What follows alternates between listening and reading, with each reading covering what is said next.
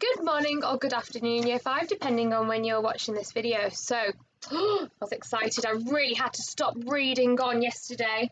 But let's see why the crowd were cheering. Now, I think it's time for you two to get on home. Officer Martina is going to take you both home in that special car over there, said Paramedic Devinda. She pointed to the London police officer who was standing next to Tom, and the two special guards behind her was a police car flashing with blue lights on the top of it. Really? Asked Tom, his eyes lighting up. I was excited too, but then I remembered the note.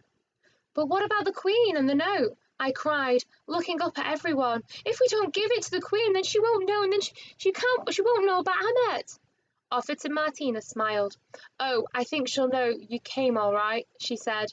The special guard wearing the most medals walked over to me and bent down, so that his face was at the same level as mine. He had bright blue eyes and a large dimple in his cheek, just like Dad used to have. Only Dad had them in both cheeks, not just one. Her Majesty isn't here today, he said. She's actually in her other castle in Windsor. The Queen's got another castle? Asked Tom, looking horrified. Don't worry. I'll make sure she knows that you were both here and that she gets this. The special guard held up the note. All right? Promise? I asked, suddenly feeling happy again. Like really, really promise? You have my word, he nodded, and a Coldstream Guard never breaks their word. What's a Coldstream Guard? I asked immediately imagining lots of them diving into freezing cold streams with their hats on.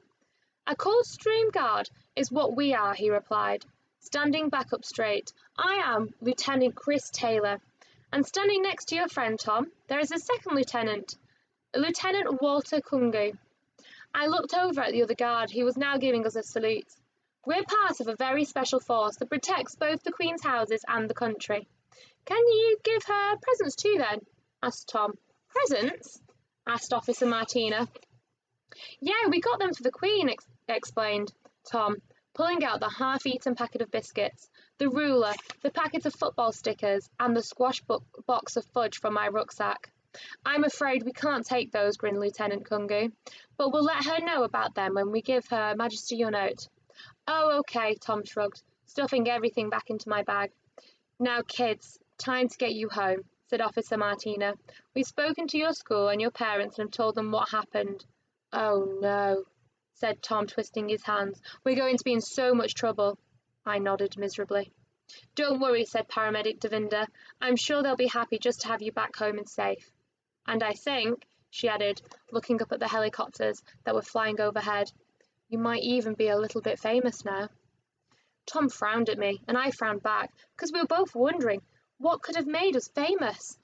You two have a safe journey now, said Lieutenant Taylor, and the next time you want to send the Queen a message, don't go running after any of us soldiers, said Lieutenant Kungu. A letter is more than enough. And giving Tom and me a nod and a salute, the Queen's special Coldstream Guards, who were now extra special to both Tom and me, marched off back towards the palace, carrying the Queen's note. Right, young troopers, in you go, said Officer Martina, as a silver car with bright yellow and blue squares on its doors and a huge siren on the top stopped in front of us. Passing me a piece of folded paper, Paramedic Devinda said, That's a special note for your mum, to let her know you're completely fine, so make sure you give it to her, okay? I nodded. Bye then, smiled Paramedic Devinda, as she began to wave. You both take care of yourself now. Getting into the back seat of the police car, we waved back.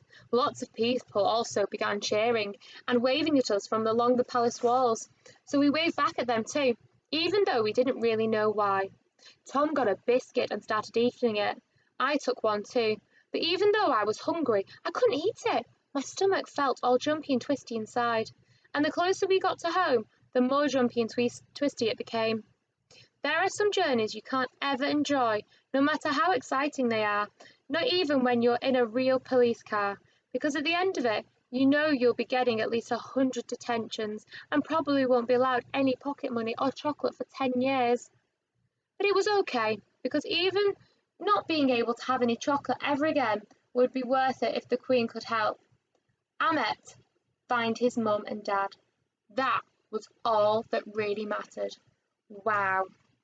So, they're going to be a little bit famous now. We are on chapter 21, the neighbours and the news, and we'll leave that till tomorrow, year 5. We've not got much now. The book, look at that, how much we've read. So, over and out, Miss Davis.